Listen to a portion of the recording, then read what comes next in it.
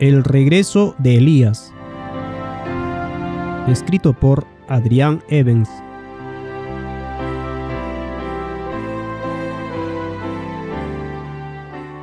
Sección 4.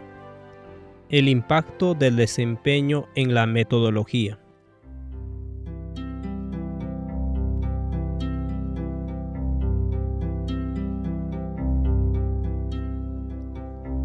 Una de las pruebas más grandes respecto de bajo qué sistema de valor operamos consiste en el proceso por el cual arribamos o defendemos nuestras conclusiones. Para muchos de nosotros que hemos sido criados en un ambiente eclesiástico, las enseñanzas bíblicas han sido adoptadas sin mucho análisis, queriendo decir con esto que no las hemos nosotros mismos evaluado sistemáticamente. Si hemos tenido una creencia por muchos años sin un examen riguroso, venimos a ser susceptibles de usar las Escrituras para probar nuestras creencias y así continuar disfrutando los beneficios de la ortodoxia, en lugar de evaluar todas las cosas en las que creemos por las Escrituras. El pensamiento basado en el desempeño tenderá a subordinar las Escrituras a nuestro pensamiento. Las Escrituras vienen a ser sujetos a nosotros en lugar de nosotros a ella. Ahora, el poder de la ortodoxia en nuestro pensamiento es mucho más grande de lo que nos podríamos imaginar. Genera preguntas como: ¿cómo es posible que el pastor X, que es un cristiano tan amante, puede estar equivocado? ¿Cómo toda una iglesia puede estar equivocada? ¿Qué me ocurriría a mí si aceptara esta creencia ahora mismo? Cuando en la posición correcta, la ortodoxia puede alcanzar mucho bien, pero cuando es sobre una postura equivocada, viene a ser una barrera mortal contra la verdad. Cristo Triunfante, página 333, párrafo 2, dice así: no deberíamos establecer nuestros conceptos para luego interpretar todo a fin de que coincida en el punto prefijado. Por esta razón, algunos de nuestros grandes reformadores han fracasado y muchos que deberían ser grandes campeones del Señor y de la verdad, luchan en contra de la verdad. La tentación de sujetar las Escrituras a nuestro pensamiento es mayor cuando nos encontramos con pasajes y textos que parecen estar en conflicto con nuestros puntos de vista ya establecidos. ¿Estaremos abiertos a verdaderamente abrir todas las Escrituras y ser diligentes en armonizar cada uno de los pasajes de la inspiración, dejando que cada texto tenga su propio peso?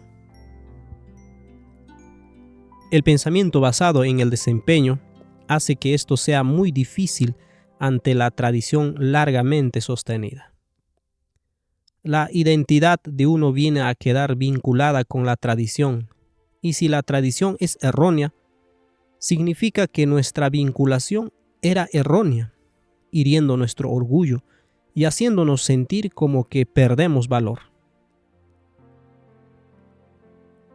Por esta razón, en la siguiente sección, creí que sería útil mirar con detenimiento el proceso típico de forzar una premisa sin evaluar las capas o estratos subyacentes. También quise incluir esta sección para que quede evidente que todos operamos bajo un sistema de valor o cosmovisión cuando nos aproximamos a las Escrituras. He visto a veces que la gente honestamente dicen que toman la Biblia al pie de la letra, pero es evidente de que ni siquiera son conscientes que están operando a través de un sistema de valor que tergiversa los textos de la Biblia. Aproximarse a la Biblia sin tener conciencia de la cosmovisión usada hace al diálogo casi imposible con aquellos operando bajo un modelo diferente.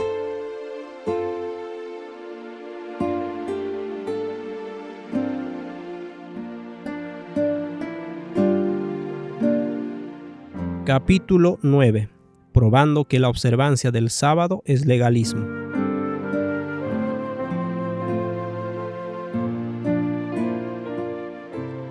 Muchos cristianos creen que probar que la observancia del sábado es legalismo es bastante simple. Solo requiere 3 simples pasos. Una premisa, pruebe su premisa con la Biblia y aplique su premisa probada a pasajes difíciles que parezcan no estar de acuerdo con su premisa. 1. Con referencia a la observancia del sábado, podemos aplicar la siguiente premisa. Guardar la ley es legalismo y por lo tanto contrario al Evangelio. Ahora veamos si podemos encontrar evidencia de esta premisa en la Biblia. Romanos 3:20. Ya que por las obras de la ley ningún ser humano será justificado delante de él, porque por medio de la ley es el conocimiento del pecado. Romanos 10:4.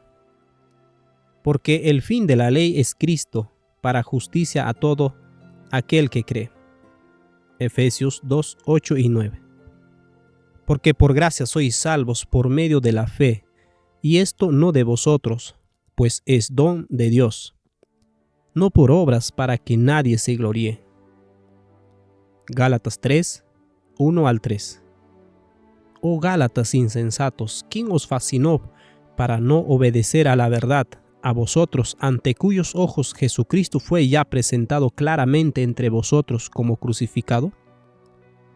Esto solo quiero saber de vosotros. ¿Recibisteis el Espíritu por las obras de la ley o por el oír con fe? ¿Tan necios sois? Habiendo comenzado por el Espíritu, ¿ahora vais a acabar por la carne? Romanos 4:14. Porque si los que son de la ley son los herederos, vana resulta la fe y anula la promesa. Aquí están enumerados solo algunos de los maravillosos textos que muchos cristianos usan para probar que guardar la ley es legalismo y por lo tanto aparentemente contrario al Evangelio. Si guardar la ley es legalismo, como pareciera demostrar los textos anteriores mencionados, entonces se concluye que siendo el sábado parte de la ley, entonces cualquier intento de guardar el sábado es un intento de guardar la ley, lo cual es contrario al Evangelio. El Evangelio es la buena noticia de la libertad de tener que ofrecer obras a Dios para ser aceptado. Somos salvos por las obras de Jesús, no las nuestras. Ahora, muchos concluirán que hemos probado fácilmente que el cumplimiento de la ley es legalismo, de tal forma que incluso un niño puede entenderlo. Veamos ahora algunos pasajes difíciles que pueden sugerir lo contrario. Mateo 5:17 al 18. No penséis que he venido para abrogar la ley o los profetas. No he venido para abrogar, sino para cumplir. Porque de cierto os digo que hasta que pasen el cielo y la tierra, ni una jota ni una tilde pasará de la ley, hasta que todo se haya cumplido. Dado que parece que ya hemos probado con la Biblia que guardar la ley es legalismo, necesitamos examinar este pasaje de cerca. Una vez que alguien está encerrado en la premisa, entonces, para tal, no hay posibilidad de que el versículo anterior pueda enseñar que la ley todavía está en vigor. De lo contrario, Jesús estaría alentando el legalismo, y sabemos que Él no enseña eso. Entonces, como muchos sugieren, la respuesta debe estar en su palabra cumplido. Cumplir algo es completarlo. Y dado que Jesús cumplió con todos los requisitos de la ley, entonces este texto dice que Jesús cumplió la ley por nosotros y por lo tanto no necesitamos guardarla. He escuchado este argumento muchas veces. Establecer la premisa evita que el texto se entienda de otra manera que no sea Cristo cumpliendo o eliminando la ley. Veamos otro texto problemático, 1 Corintios 7:19. La circuncisión nada es, y la incircuncisión nada es, sino el guardar los mandamientos de Dios. Una secuencia de respuesta inmediata podría ser la siguiente. Dado que hemos probado con otros pasajes que guardar la ley es legalismo, este texto no puede enseñar la observancia de la ley. Debe haber otra explicación. Jesús dio a sus seguidores un mandamiento nuevo en Juan capítulo 13, versículo 34, de amarse unos a otros. Dado que este mandamiento cumple la ley como se establece en Romanos 13:8, entonces el guardar los mandamientos aquí es el mandamiento de amarse unos a otros. Una vez más, la premisa determina el resultado del significado. El significado del texto está predeterminado por algo que se considera inamovible. Observe otro texto problemático, Lucas 10:25. He aquí un intérprete de la ley se levantó y dijo para probarle: Maestro, ¿haciendo qué cosa heredaré la vida eterna? Él le dijo: ¿qué está escrito en la ley? ¿Cómo lees? Una vez más, una secuencia de respuesta podría ser la siguiente. Ya que hemos probado que guardar la ley es legalismo, este texto debe significar algo más.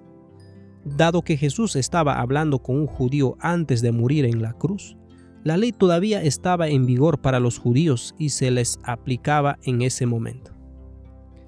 Una vez que Jesús murió, el evangelio llegó a los gentiles que no estaban obligados a guardar la ley. Así que este texto no se aplica a nosotros. He escuchado exactamente este argumento varias veces. Es una respuesta al texto imponiendo una premisa. La palabra de Dios siendo sometida a la voluntad del hombre. Considere otro ejemplo, Primera de Juan 2:4. Y el que dice yo le conozco y no guarda sus mandamientos, el tal es mentiroso, y la verdad no está en él. Pero el que guarda su palabra, en este verdaderamente el amor de Dios se ha perfeccionado. Por esto sabemos que estamos en él. ¿Cuál es la respuesta típica? Ya que hemos probado que guardar la ley es legalismo, este texto obviamente se refiere a la nueva ley que Jesús mencionó en Juan 13:34. Ahora otro texto problemático, Mateo 12:8. Porque el Hijo del Hombre es Señor del día de reposo. He escuchado algunas respuestas muy creativas sobre este texto. Aquí está uno de mis favoritos. Ya que hemos probado que guardar la ley es legalismo y que el sábado es parte de la ley, entonces este texto no puede ser una defensa del sábado. La palabra Señor significa amo sobre. Dado que Jesús es el amo del sábado, tiene poder para cambiarlo o hacer lo que quiera con él. Quiero que notemos un punto crucial en cuanto a cómo se puede alterar en su significado el claro énfasis de los pasajes bíblicos relacionados con la ley. La clave para eliminar la naturaleza indisoluble de la ley es segmentarla. Quiero decir con esto, la ley dada a los judíos es diferente a la ley dada a los cristianos del Nuevo Testamento. Cuando la ley es segmentada o cambiante, ya no es el reflejo universal del carácter, identidad y gobierno de Dios, sino una herramienta transitoria necesaria para un propósito específico con cierto periodo de tiempo. Por lo tanto, uno de los elementos clave de la imposición de premisas es la segmentación de los temas universales revelados en las Escrituras. Si se entiende que algo revelado en las Escrituras es constante en relación con la humanidad, entonces será fijo. Define nuestros límites. Si algo en las Escrituras se divide a lo largo del tiempo, su identificación se fractura y segmenta. Y entonces nosotros, es decir, la humanidad, debemos determinar su aplicación y sus límites.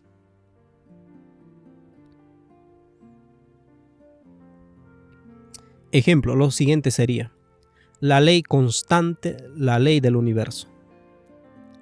Identidad de la ley, punto de referencia. La ley es una consistente expresión del Dios y su reino. Es decir, la ley sujeta a toda la humanidad porque es constante y universal. Desde Génesis hasta Moisés, judíos antes de la cruz y cristianos luego a la cruz. Completamente a todos. La cambiable y la segmentada ley. Cuando se trata de la identidad de la ley, que es punto de referencia, pues cuando vemos en segmento de tiempo, Génesis a Moisés, nada específico mencionado. Judíos antes de la cruz, los 10 mandamientos. Cristianos luego después de la cruz, nuevo mandamiento de amarse unos a otros. La humanidad sujeta a la ley y determina sus límites porque la ley está segmentada y es cambiable. Volviendo a nuestro ejercicio de forzar la premisa, vemos que es posible probar con la Biblia que guardar la ley es legalismo y por lo tanto contrario al Evangelio, y que cualquier texto que parezca indicar que debemos guardar la ley cae en una de las siguientes categorías. 1. La observancia de la ley mencionada se aplica a los judíos y no a los gentiles. 2. La ley mencionada es el mandamiento nuevo que Jesús nos dio, no la antigua ley judía. 3. La ley mencionada fue cumplida por Cristo y por tanto acabada. Como dice la Biblia, Cristo es el fin de la ley para justicia. Romanos 10:4. Note la limitación y segmentación de la ley que ocurre en los puntos anteriores. Este proceso es bastante hermético para millones de cristianos y, si bien las respuestas a los textos difíciles varían, la secuencia lógica es la misma. 1. Una premisa. 2. Pruebe su premisa con la Biblia. 3. Aplique su premisa probando a pasajes difíciles que parecen no estar de acuerdo con su premisa.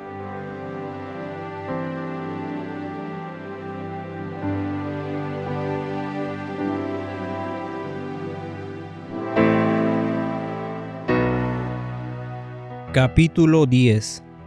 Probando que guardar el sábado no es legalismo, usando la misma secuencia lógica.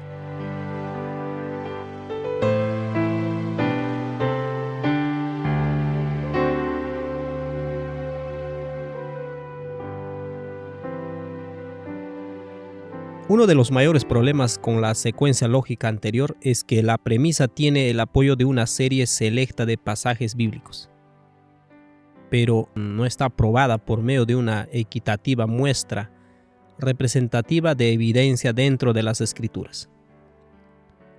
Los textos escogidos parecen proveer suficiente evidencia. Por lo tanto, la premisa parece ser obvia y lógica.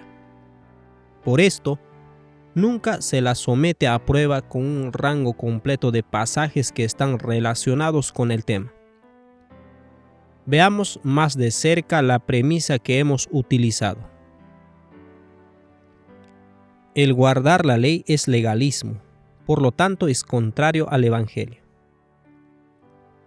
¿Qué pasaría si cambiáramos nuestra premisa a lo opuesto y utilizáramos el mismo proceso de 3 pasos?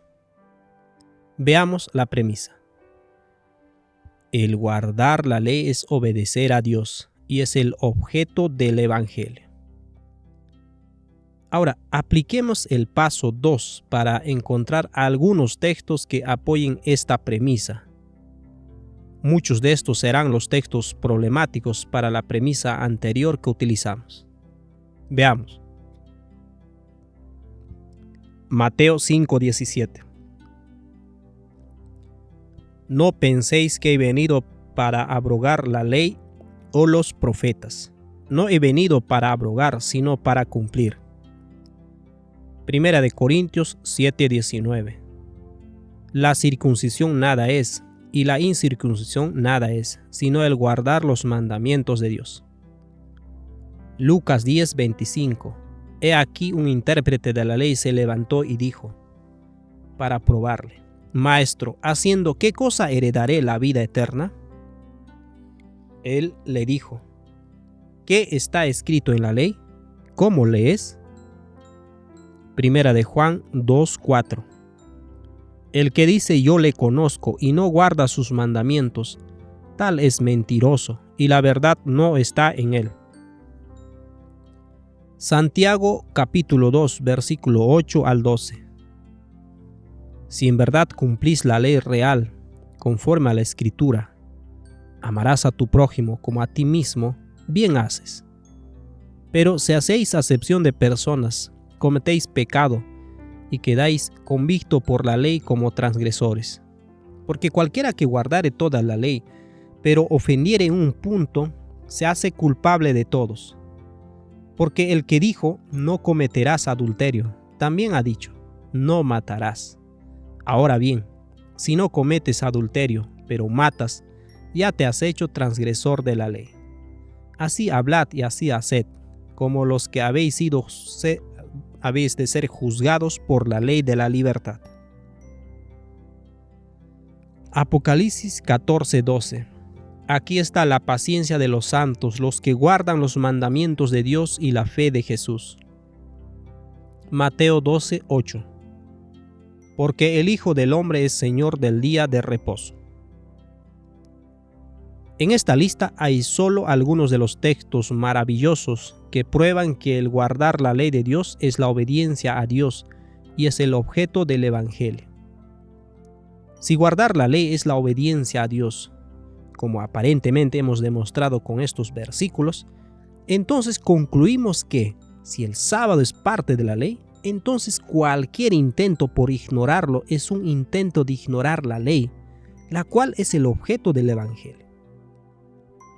El Evangelio es las buenas nuevas de restaurar la imagen de Dios en el hombre, así como fue revelada en el nuevo pacto de Hebreos 8:10. El poder creativo del Señor, es decir, del cual el sábado es un monumento, se revela en nuestras vidas y nos vuelve a recrear a la imagen de Dios. Parecería que hemos probado fácilmente que guardar la ley es la obediencia a Dios, de manera que incluso un niño puede comprenderlo. Pero leamos algunos pasajes difíciles que parecen sugerir lo contrario. Romanos 3:20. Ya que por las obras de la ley ningún ser humano será justificado delante de él, porque por medio de la ley es el conocimiento del pecado. Ya que aparentemente hemos demostrado que el guardar la ley es la obediencia a Dios y el objeto del Evangelio, entonces este texto no es una negación de la ley, sino que simplemente significa que no podemos guardar la ley por nuestra propia fuerza. La ley nos trae a Cristo, Gálatas 3:20, y a que somos crucificados con Cristo, Gálatas 2:20, es Cristo quien hace la obra en nosotros, Colosenses 1:27, y por lo tanto es un cumplimiento del nuevo pacto de Hebreos 8:10. Otro texto problemático, Romanos 10:4, porque el fin de la ley es Cristo, para justicia a todo aquel que cree. Debido a que hemos probado que el guardar la ley es la obediencia a Dios y el objeto del Evangelio, necesitamos entonces analizar detenidamente este texto. La palabra fin en el griego es telos, lo cual significa meta u objetivo. Entonces, podemos decir que la meta de la ley es Cristo para justicia, lo cual es exactamente lo que declaramos en nuestra premisa. Otro texto aparentemente problemático, Efesios 2:8. Porque por gracia sois salvos por medio de la fe, y esto no de vosotros, pues es don de Dios, no por obras para que nadie se gloríe. La Biblia dice que el sábado es una señal entre nosotros y Dios, que Él nos santifica. Ezequiel 20, versículo 12 y versículo 20. El sábado es un monumento al poder que Dios usa para transformar nuestras vidas.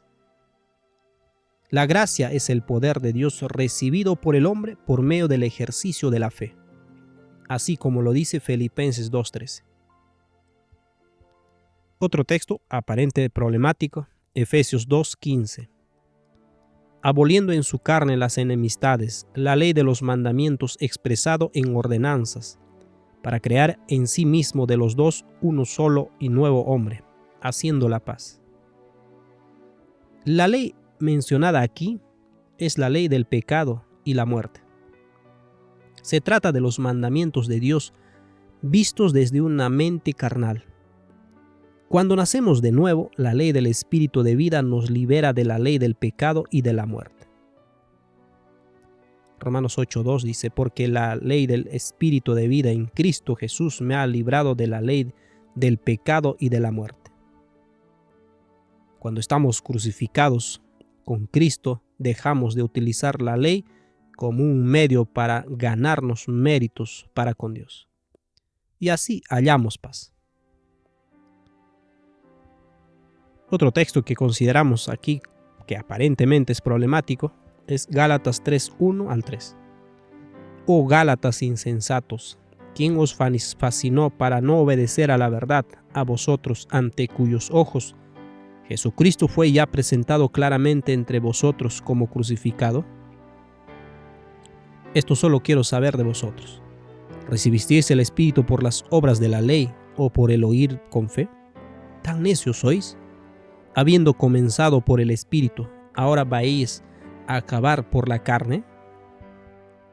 Romanos 4:4. Pero al que obra no se le cuenta el salario como gracia, sino como deuda. Estos textos declaran lo mismo que Romanos 3:20. Y ofrecemos la misma respuesta aquí. Ninguno de nosotros es salvo por guardar la ley, sino porque Cristo guarda la ley a través nuestro. En resumen, hemos probado con la Biblia que guardar la ley es la obediencia a Dios y por lo tanto es el objeto del Evangelio. Por eso, cualquier texto que parezca indicar que no deberíamos prestarle atención a la ley o que deberíamos dispensarnos de ella, cae dentro de una de las siguientes categorías. Es una referencia a la ley ceremonial de Moisés, la cual señalaba al plan de salvación. 2. Es una confusión en cuanto a cómo se hace la obra. Dios todavía hace las obras a través nuestro. Es su poder en combinación con nuestra voluntad. No hacemos las obras por nuestra propia cuenta.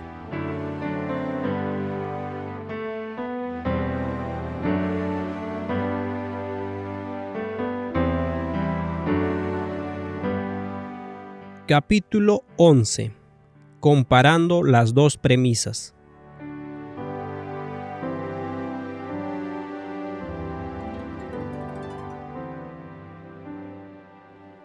En nuestra búsqueda de la verdad, necesitamos preguntarnos cuál de las dos premisas armoniza las Escrituras con mayor claridad. Veamos las premisas nuevamente.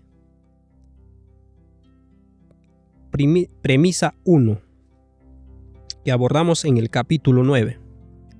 Guardar la ley es legalismo y por lo tanto contrario al Evangelio. La segunda premisa, que consideramos en el capítulo 10. El guardar la ley es obedecer a Dios y es el objeto del Evangelio. La primera premisa está en lo correcto en la presunción de que es el individuo tratando de hacer las obras. De hecho, este sistema lógico presupone que todo esfuerzo es legalismo y contrario al Evangelio. El problema con la premisa es que la presunción subyacente está oculta y presumida como naturalmente entendida. La parte visual de la premisa es apoyada por las Escrituras, pero, es decir, un gran pero, las presunciones subyacentes ocultas no es válida ni validada por las Escrituras y es consiguientemente falsa.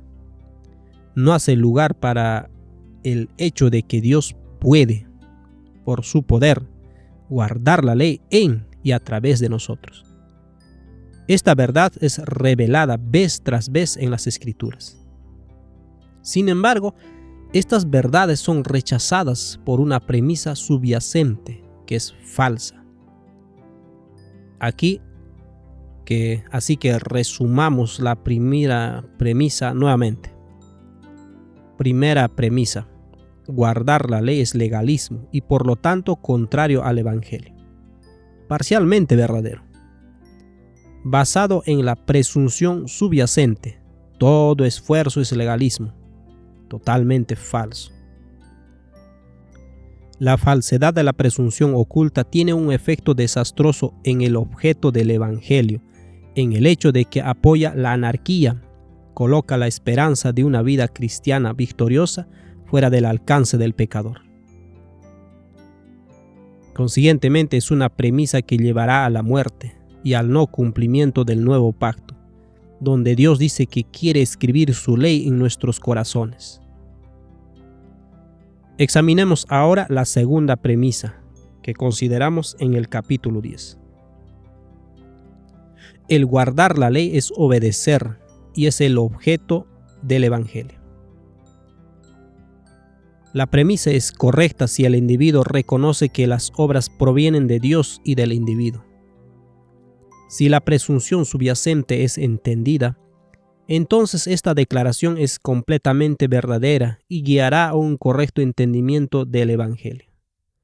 Si la persona ha estudiado este tema desde la Biblia, entonces no es más una presunción no comprobada, sino que simplemente es una segunda premisa sobre la cual se construye. Si este estudio bíblico no se ha hecho, entonces es una presunción no evaluada. Si el tema subyacente no es entendido por la persona, entonces la persona puede ser llevada al legalismo, porque no es claro para la persona de que de Dios es todo el poder que viene para guardar la ley. Es decir, premisa visible sería el guardar la ley es obedecer a Dios y el objeto del Evangelio. Parcialmente verdad. Premisa oculta o subyacente: es Dios quien hace la obra a través de uno, no uno mismo. Totalmente verdad. En este caso, si tanto la premisa visible como la premisa oculta o subyacente son entendidas, entonces nos hemos encontrado con el gozo del nuevo pacto. Pero el gran peligro aquí es que la premisa subyacente no es algo que sea considerada en forma natural. Aprender a permitir a Dios obrar en uno es un proceso que es practicado y vivido por cristianos maduros a través de un proceso continuo de aprender a no intentar hacer las cosas por uno mismo.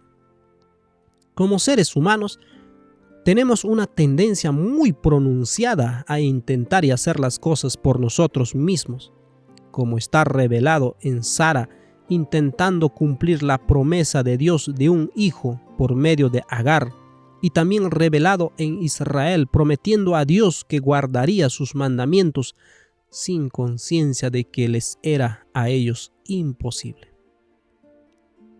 Así, la premisa anterior es de hecho muy peligrosa sin la premisa subyacente.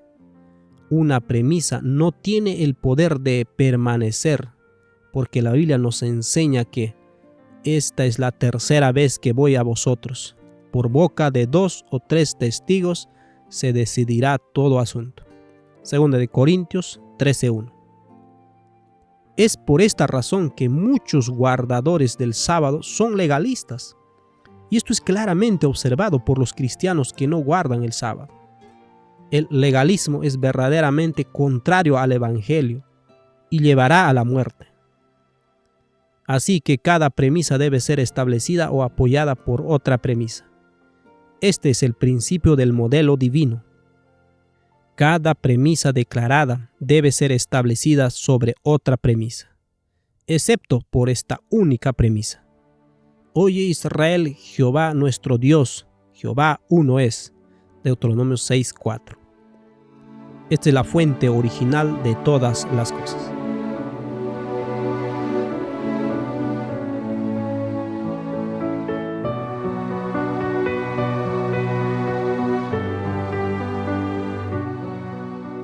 Capítulo 12. El denominador común.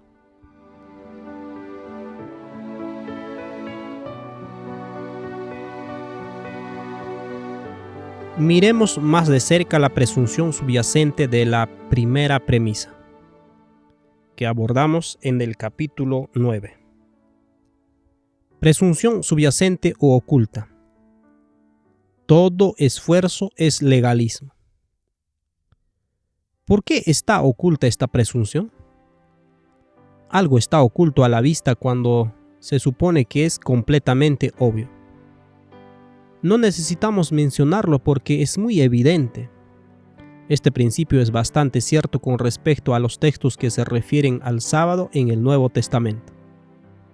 ¿Por qué seguir diciéndole a la gente que guardar el sábado cuando todos entendían tan claramente la necesidad de guardar el sábado? Esto se prueba fácilmente por el hecho de que cuando Pablo comenzó a enseñar que la circuncisión no significaba nada, en 1 Corintios 7:19, se armó un alboroto entre los judíos. Vemos muchos lugares donde Pablo explica que no hay necesidad de la circuncisión. Vea por ejemplo Romanos 2:28 al 31. Si Pablo hubiera dicho que el sábado ya no era un asunto importante, el Nuevo Testamento habría estado plagado de cientos de textos que lo establecieran, pero no encontramos un solo texto que respalde esta postura. El sábado es una suposición legítima oculta del Nuevo Testamento, porque debería ser totalmente obvio que estaba destinado a ser observado por siempre. Entonces, ¿qué hace que la gente, principalmente protestantes, piense que es completamente obvio que todo esfuerzo es legalismo? Todo se relaciona con la mentira universal declarada por la serpiente a Eva en Génesis 3:5. Ciertamente no morirás. La afirmación de que el hombre ciertamente no moriría constituye el fundamento de la inmortalidad del hombre y que el hombre tiene vida en sí mismo. Este concepto fue desarrollado y ampliado por Nimrod, el fundador de Babilonia. Citamos a Claudio Josefo, Antigüedades, libro 1, capítulo 4, párrafo 2, lo siguiente. Ahora fue Nimrod quien los incitó a tal afrenta y desprecio de Dios. Era el nieto de Can, el hijo de Noé, un hombre valiente y de gran fuerza de mano. Él los persuadió a no atribuírselas, es decir, la fuerza, a Dios, como si fuera por sus medios que eran felices, sino a que creyeran que era su propia valentía lo que daba esa felicidad. También gradualmente transformó el gobierno en tiranía, no viendo otra forma de apartar a los hombres del temor de Dios, sino llevándolos a una dependencia constante de su poder. Este es el vino de Babilonia, el concepto de que el hombre tiene una fuente de vida o poder, ya sea aparte de Dios o dada al hombre por Dios, para que pueda vivir, moverse y tener su ser sin la necesidad de estar en una relación íntima con Dios. Jeremías 51:7 dice: Copa de oro fue Babilonia en la mano de Jehová, que embriagó a toda la tierra.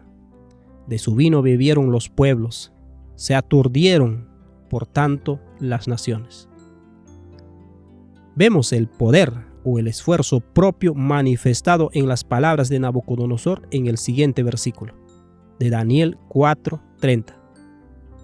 Habló el rey y dijo: ¿No es esta la gran Babilonia que yo edifiqué para casa real con la fuerza de mi poder y para gloriar de mi majestad? El vino de Babilonia consiste en la embriaguez de deleitarse en las obras de tus propias manos, basado en la creencia de que el poder de la vida se origina en ti mismo. O en segundo lugar, que Dios te lo dio y te atribuyes ese regalo a ti mismo y para tus propios propósitos, como vemos que Israel hizo con Dios en Ezequiel capítulo 16, versículo 8 al 17. Vemos que tanto la Babilonia como el Israel espiritual experimentan el mismo problema en los últimos días. Babilonia es poderosa a través de sus riquezas. Apocalipsis 18, 7, versículos 12 y 13. Y la Odisea confía en sus riquezas y bienes y se los atribuye a sí misma. Apocalipsis 3, versículo 14 al 17. Lo que realmente es triste para el Israel espiritual es que, aunque es virgen y tiene la verdad de que el alma no es inmortal, todavía se ve afectada por el vino y se gloría de sus propias obras. Esto es, de hecho, un gran misterio. Alguien debió haberle echado algo en su bebida. De hecho, como veremos más adelante, su bebida ha sido mezclada con un misterio. Un alto precio a pagar por visitar un bar babilónico y sentarse segura con solo beber su jugo de uva, sin soñar que su bebida sería alterada mientras ella estaba de espaldas. Entonces, ¿cómo este proceso lógico hace que las protestantes vean toda obra como legalismo? Para responder a esta pregunta, veamos primero la visión católica de las obras. Recordemos que aquellos que expresan una creencia en Dios naturalmente dedicarán su poder innato a ganarse el favor de Dios, en lugar de elegir la vida atea de simplemente agradarse a sí mismo. Si bien tanto católicos como protestantes creen en la inmortalidad del alma, difieren en su visión de las obras. En este sistema, Dios le da al hombre su ley para que le obedezca. Dado que el hombre tiene inmortalidad en sí mismo, intenta guardar y seguir esa ley. Las buenas obras fluyen del hombre hacia Dios y éstas son aceptadas por Cristo y los santos que las hacen más aceptables para Dios. Tal aceptación con Dios hace que Él nos dé más poder para realizar más obras hasta que también podamos convertirnos en santos o al menos escapar del infierno. Dado que el hombre tiene una vida o una fuente de poder, todo poder dado al hombre por Dios circula a través de la fuente de poder del hombre y es visto como su propio poder y esfuerzo. Esto es completamente aceptable en un modelo católico de gracia. Desde un punto de vista bíblico, de hecho es legalismo, justicia por obras. Pero los protestantes han puesto su fundamento solo en la fe sin las obras. Cualquier intento del hombre de responder a la ley será visto como un intento de ganar mérito. Dado que el sistema de Nimrod promueve demostración de poder y esfuerzo para ganar valor o mérito, entonces en un sistema protestante, cualquier intento de guardar la ley será visto como una búsqueda de mérito. Hay dos formas de enfrentar esto. 1. Cambiar su visión del hombre o 2. Cambiar su visión de los requisitos de Dios. Estas son las dos únicas opciones, dado que los protestantes no cambiarían su creencia de que el alma es inmortal. Cambiaron los requisitos de Dios. Para muchos, la ley se elimina, lo que garantiza que no haya posibilidad de legalismo. Para otros, dicen, Cristo guarda la ley por mí y esto es suficiente. Él me cubre y siempre me cubrirá. Sé que siempre pecaré, pero como Jesús me ama, no importa. Él sabe que no puedo guardar la ley, así que simplemente me pide que ame a todos como Él nos amó a nosotros. En lugar de dar el paso audaz de cambiar los requisitos de Dios, podemos cambiar nuestra visión del hombre y rechazar la mentira de la serpiente de que el hombre es inmortal. Esto luego eliminará la fuente de vida como algo inherente al hombre. Note lo siguiente: en este sistema, las obras no son las obras del hombre. Este es el tercer sistema, ya que es conocido como legalismo. sino las obras de Dios reveladas en el hombre. El poder de Dios compromete al hombre a través de su voluntad mediante una relación que luego se manifiesta en buenas obras. En este modelo, una persona entiende que no tiene poder para hacer nada y por lo tanto cualquier demostración de buenas obras se entenderá automáticamente como las obras de Dios y no como sus propios esfuerzos legalistas. De modo que la suposición oculta en la premisa primera, tratar de guardar la ley es legalismo, se basa en la mentira de la serpiente de que ciertamente no morirás. En otras palabras, la doctrina de la justificación por la fe está distorsionada por la creencia de que el alma es inmortal y que toda buena obra trae mérito. El problema de la segunda premisa, guardar la ley es obediencia a Dios, es que cuando una persona comienza a ver los requisitos válidos de la ley, su tendencia natural será tratar de guardarlos. Incluso si entendemos mentalmente que las obras no nos otorgan mérito ante Dios, es decir, la suposición oculta de la segunda premisa. Cuando se nos presenten los requerimientos de Dios, muchos de nosotros naturalmente buscaremos guardar esos requerimientos en lo que entendemos falsamente en nuestra propia fuerza, debido al principio universal de la fuente de vida inherente. Entonces, en conclusión, el peligro ligado a ambas premisas es que es el concepto de vida inherente en el hombre que trae mérito para el alma, que se basa en la mentira de la serpiente, ciertamente no morirás.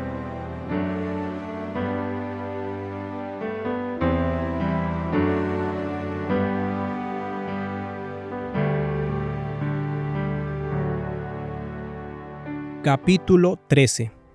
Construye tu casa sobre la roca de la verdad.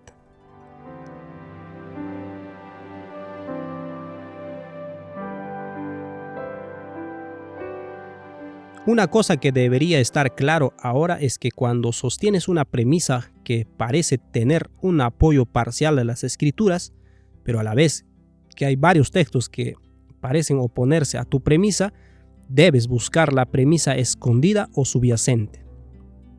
Las premisas subyacentes son los fundamentos sobre los cuales construyes tu premisa. Dice 1 Corintios 3, 11 al 13. Porque nadie puede poner otro fundamento que el que está puesto, el cual es Jesucristo. Y si sobre este fundamento alguno edificare oro, plata, piedra preciosa, madera, heno, hojarasca, la obra de cada uno se hará manifiesta, porque el día la declarará, pues por el fuego será revelada, y la obra de cada uno, cual sea, el fuego la probará. Debemos colocar nuestro fundamento sobre la roca, que es Cristo, la verdad.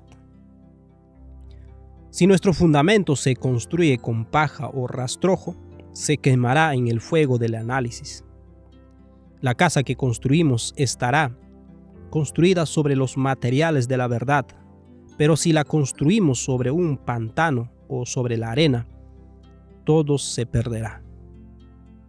Seremos víctimas de una suposición fatal. No podemos suponer nada. Debemos examinarlo todo y retener lo bueno, como dice 1 Tesalonicenses 5:21. En lugar de torcer los textos problemáticos para hacerlo encajar con tu premisa, debes primero buscar las suposiciones ocultas y moldear el marco teórico de tu premisa según lo que dicen los textos. El hallar una suposición oculta puede ser difícil, porque a menudo se supone que es tan obvia que ni se la menciona. Aquí está la prueba de buscar la verdad de todo corazón. La experiencia de la comprensión que tenían los discípulos en cuanto a la venida del reino del Mesías es una advertencia importante para nosotros. Prestemos atención a lo siguiente. Premisa: cuando venga el Mesías, establecerá su reino. Parcialmente verdad. Suposición oculta: Este reino será un reino terrenal visible. Completamente falso. Su premisa era parcialmente correcta, pero necesitaba agregársele la palabra espiritual. Cristo establecería su reino espiritual. Se suponía como algo totalmente obvio que el reino sería terrenal y político. La creencia de que el reino sería terrenal fue alimentada por el orgullo del pueblo judío. Este orgullo fue avivado por el deseo de que se los valorara por su posición en el mundo, más que por su relación con Dios. Y este deseo, por supuesto, fue impulsado por la mentira de ciertamente no morirás. El error fluye desde el punto en donde el error comienza. Esta suposición falsa causó una amarga desilusión en los discípulos y terminó en la destrucción de Jerusalén y su templo. La suposición terminó siendo fatal. Esto es una advertencia para nosotros, a quienes han alcanzado los fines de los siglos. Isaías 28:10 dice: porque mandamiento tras mandamiento, mandato sobre mandato, reglón tras reglón, línea sobre línea, un poquito aquí, un poquito allá. Cada precepto o premisa debe colocarse sobre precepto. Debe construirse línea sobre línea. Cada parte necesita ser revisada y encajada con el resto. La Educación, página 123, dice así: la Biblia contiene todos los principios que los hombres necesitan comprender, a fin de prepararse para esta vida o para la venidera. Estos principios pueden ser comprendidos por todos. Nadie que tenga disposición para apreciar su enseñanza puede leer un solo pasaje de la Biblia sin obtener de él algún pensamiento útil. Pero la enseñanza más valiosa de la Biblia no se obtiene por medio de un estudio ocasional o aislado. Su gran sistema de verdad no se presenta de tal manera que pueda descubrirlo el lector apresurado o descuidado. Muchos de sus tesoros están lejos de la superficie y solo pueden ser obtenidos por medio de una investigación diligente y de un esfuerzo continuo. Las verdades que forman el gran todo deben ser buscadas y reunidas. Un poquito allí, un poquito allá. Isaías 28:10. Una vez buscadas y reunidas, corresponderán perfectamente unas a otras. Cada evangelio es un complemento de los demás. Cada profecía, una explicación de la otra. Cada verdad, el desarrollo de otra verdad. Con estos principios en mente, examinaremos ahora el tema más crucial de todo: el Dios al cual adoramos.